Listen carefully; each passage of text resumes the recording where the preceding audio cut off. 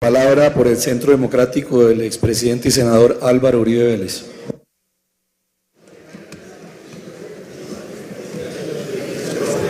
Gracias, señor presidente. Honorables senadores, señor ministro. El doctor Alberto Carrasquilla fue gerente técnico del Banco de la República desde 1993 a 1997, asesor económico de la Contraloría General de la República, decano de la Facultad de Economía de la Universidad de los Andes, viceministro, ministro, investigador asociado a Fedesarrollo, economista principal de investigación en el Banco Interamericano, una brillante hoja de vida. Se sabe que el doctor Alberto Carrasquilla no intervino en la ley 1176, ni en el decreto 028 de 2008, que autorizaron esos endeudamientos, esas titularizaciones.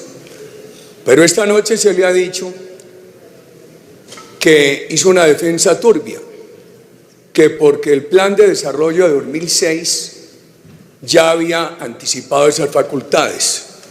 No es así. El plan de desarrollo de 2006 en uno de los artículos dice, lo leo, honorables senadores: los recursos destinados por la nación, departamentos, distritos, municipios y autoridades ambientales al sector de agua potable y saneamiento básico podrán ser girados a cuentas conjuntas, negocios fiduciarios y en general a cualquier mecanismo de administración de recursos constituido por la nación, las entidades territoriales y las personas prestadoras de los servicios públicos domiciliarios de acueducto, alcantarillado y aseo, siempre y cuando medie autorización expresa del representante legal. Era una autorización para girarlos a esas cuentas. Y el sistema lo había ideado el entonces ministro Juan Lozano, hombre absolutamente probo, para hacer una canasta de recursos que permitiera avanzar en esos planes de acueducto y saneamiento. Es muy distinto la autorización de girar a una canasta que la autorización de traer unas participaciones futuras a un valor presente y ignorarlas para poder anticipar unas inversiones.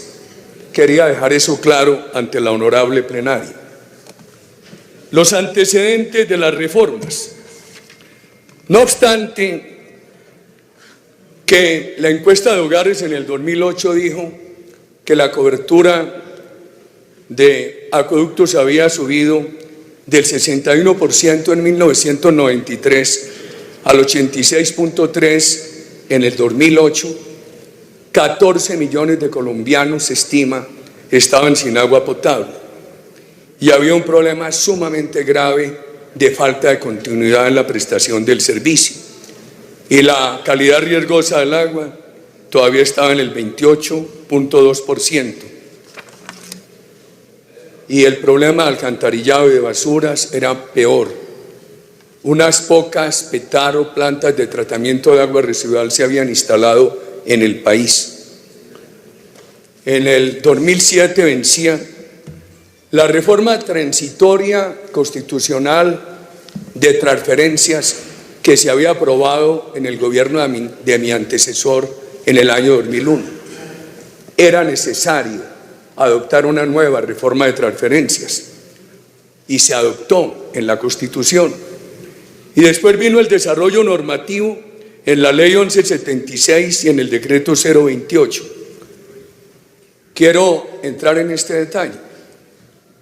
El sistema anterior no traía una partida específica para acueducto y saneamiento, traía una partida general que se llamaba propósito general. El nuevo sistema trajo una partida específica de 5.4% para acueducto y saneamiento. Se autorizó para ignorar los recursos, girarlos directamente a acreedores, titularizarlos, que hasta donde yo entiendo, la titularización es una de las tantas maneras de acceder a un crédito. trayendo unos recursos a valor presente y pignorándolos para poder obtener unos créditos basados en esos ingresos. Y esto lo autorizaron los artículos 10, 11 y 13 de esa ley, de la 1176.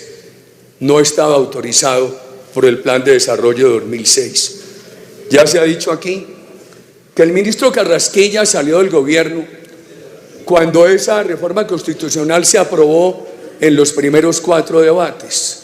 Le correspondió al ministro Zuluaga los últimos 4 debates y le correspondió al ministro Zuluaga presentar y tramitar en este Congreso la aprobación de la ley. Este sistema que se ha discutido de los bonos es un sistema en el que participaron colombianos del mayor prestigio. Por ejemplo, el doctor Hugo Palacios. Estaba la firma que presidió el doctor Alejandro Linares, hoy presidente de la Corte Constitucional, Pinzón Gómez.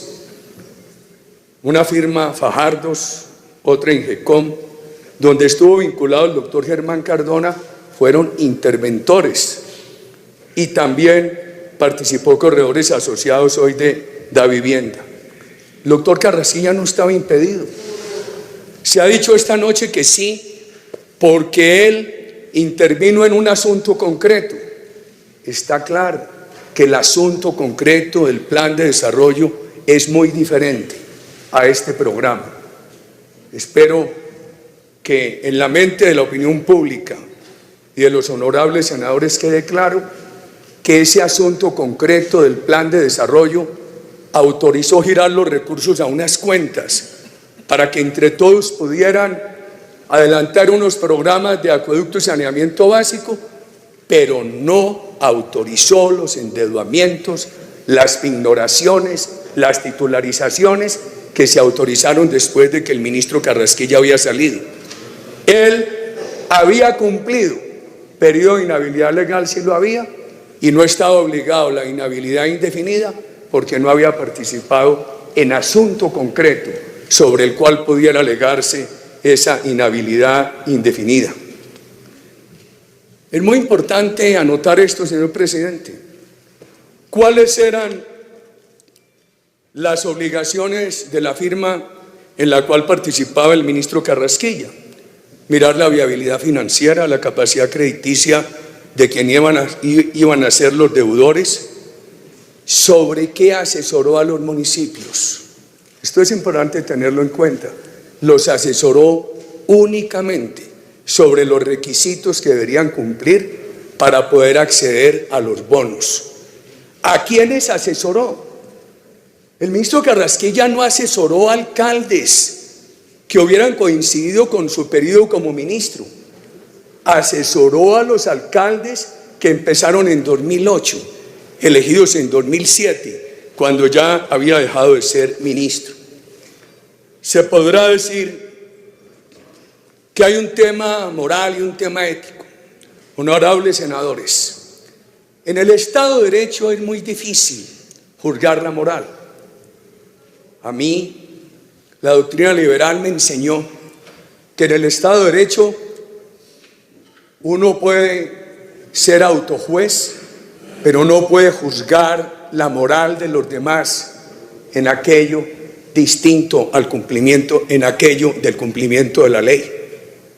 Yo no sé dónde puede decir uno en un estado de opinión, en un Estado de Derecho, que alguien que cumplió la ley violó la moral. Ahora, por supuesto, el proceso legislativo es un proceso que hay que enriquecerlo permanentemente. Y una de las maneras de enriquecerlo es llevándole principios morales cuando no estén contenidos en ordenamiento. Veamos el tema de la ética, tan abstracto. Permítanme reducirlo a algo bien simple. No hacer daño a las instituciones, no hacer daño a la ciudadanía, no hacer daño al prójimo.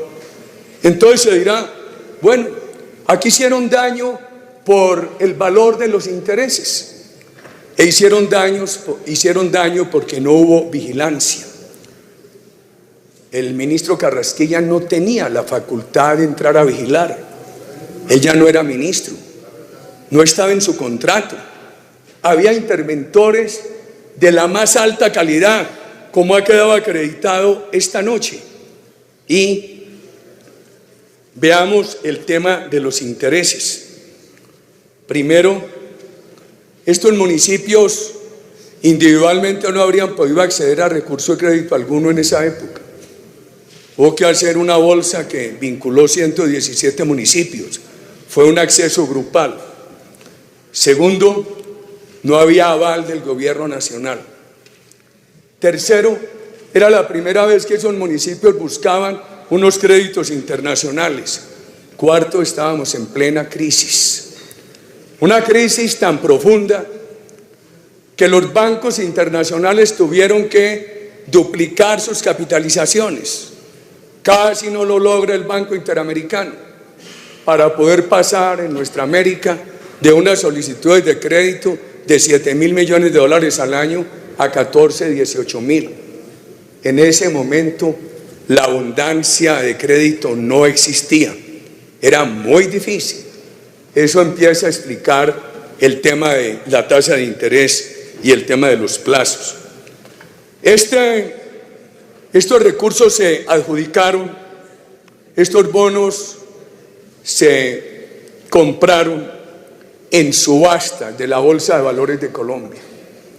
Eso no fue una negociación entre particulares, entre ellos sentarse en un club social, en un salón a negociar esos bonos, no. Eso fueron unas subastas en la Bolsa de Valores de Colombia, además con un reglamento aprobado previamente por la Superintendencia Financiera. Subastas de diciembre de 2009, mayo de 2010, diciembre de 2010, mayo de 2011. Y entonces, ¿qué pasó con esas tasas de interés? Sí, eran mayores que los TES que colocaba el Estado colombiano en ese momento, pero esos TES eran a mucho menos plazo, también con otras características. En ocasiones la regla es que no se pueden colocar TES con pagos anticipados, hay que reciclarlos. Era una tasa de interés mayor que la de la vivienda social, sí, que la de las ciudades de Medellín y Bogotá, pero es que estas ciudades tenían una calificación AAA. Estos bonos tuvieron, que por primera vez se lanzaban, tuvieron una calificación AA más. Y además Ciudad Bogotá y Medellín contrataban a menos plazo. Esto era a 19 años. Y por supuesto, este es un punto bien importante de tener en cuenta. La tasa de interés de esos bonos, alta. Yo comparto esa preocupación. En ese momento fue menor que la tasa de crédito para vivienda no bis. Es muy importante tener esto en cuenta, muy distinguidos senadores. Los ingresos del ministro Carrasquilla, porque han estado repitiendo de fabulosas sumas que el ministro percibió. Es importante que quede claro a la opinión pública de esta plenaria que el ministro Carrasquilla no participó en el margen de intermediación. Su empresa obtuvo una comisión más o menos del 0.2, que equivale a unos 8.000 millones. Ayer una columnista de un periódico nacional que defendía al ministro Carrasquilla dijo que por 2 años, no fue por 8.000 millones una vez por los 4 años. Es muy distinto por 4 años que por 2 años. El tema de la vigilancia. Ya hablamos de la interventoría que tenía el proceso, que ha dicho, y es bueno verificarlo, que se ha cumplido en un 85%. Pero yo me pregunto por la interventoría institucional, por la vigilancia institucional. No se conoce hasta ahora sino esto. Hubo un monitoreo del Ministerio de Vivienda en 2012. Ese monitoreo hizo un traslado de algunos casos a la Contraloría que tuvo hallazgos en 18 municipios. Quedó claro que la responsabilidad de ejecución es de las entidades territoriales.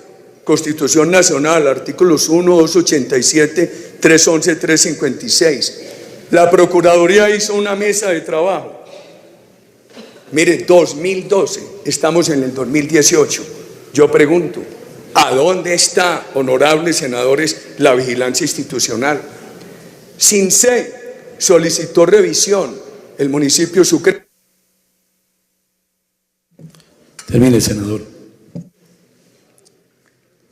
Y quería expresar esto. Esos planes de agua, porque se pudo preguntar, ¿y por qué no los financió todos el gobierno nacional? No había manera. El gobierno nuestro entregó para 483 proyectos, entregó 337.000 millones con tasa compensada. Los intereses que compensó el presupuesto nacional costaron 42.000 millones de pesos. Y en crédito ordinario entregamos 783.000 millones. Uno se pregunta, ¿y por qué Findeter no hizo ese aporte de 400.000 millones? Con el aporte que se había hecho, en ese momento no parecía que Findeter tuviera esa posibilidad. Pero es que además las entidades territoriales, desde que estén dentro de la ley, pueden ejercer sus competencias, sus facultades. Y es bueno mirar esto, honorables senadores. Tenemos por qué Findeter compró esta deuda. Yo no entiendo. Que le hubiera dado un alivio a los municipios en 2014 está bien. Se los pudo dar con tasa compensada. Pero salió y compró esos bonos en el mercado. Y se gastó más de 400.000 millones comprándolos. Yo creo que fue un esfuerzo de liquidez que no se habría necesitado. El alivio a los municipios no debió ser sacrificar liquidez de Findeter, sino dar una tasa compensada, como en ocasiones lo ha acostumbrado el gobierno nacional. Aquí se ha inculpado al ministro Carrasquilla de todo lo habido y por haber del gobierno nuestro, pero eso sería otro capítulo. Yo casi que tengo que decirle que nos hubiera permitido doblar el tiempo, porque todo eso tiene respuesta. Por ejemplo, las privatizaciones.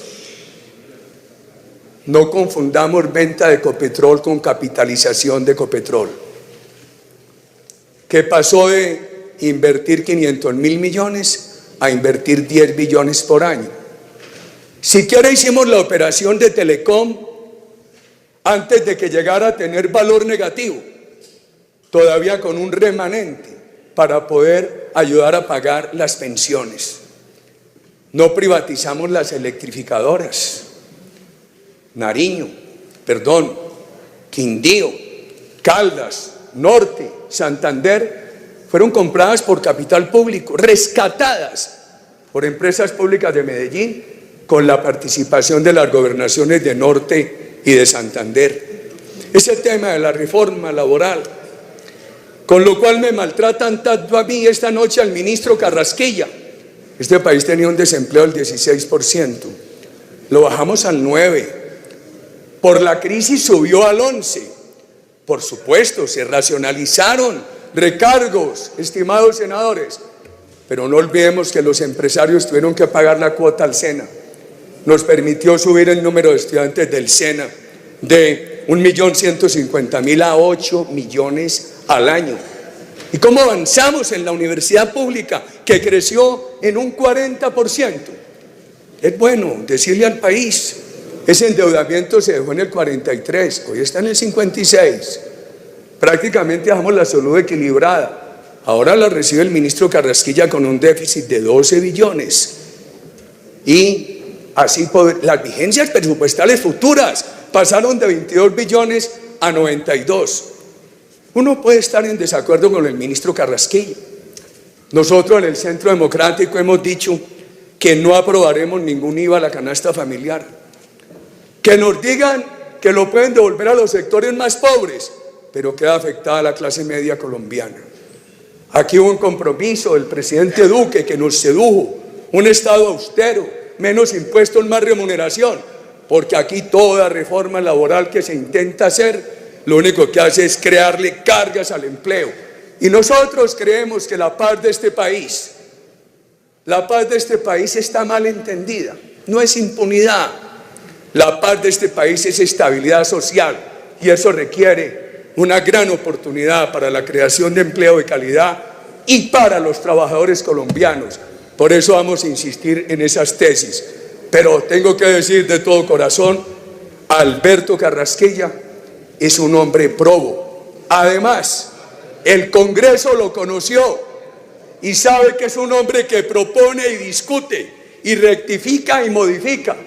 El Congreso lo conoció en muchas reformas. Estoy seguro que este Congreso, discutiendo con él, encuentra muy acertadas reformas en esa área. Gracias, señor presidente. Senadores, iniciamos, por favor. A todos los senadores que han intervenido se les ha dado la prórroga de su tiempo. Aquí a nadie se le ha limitado, senador Petro. Iniciamos.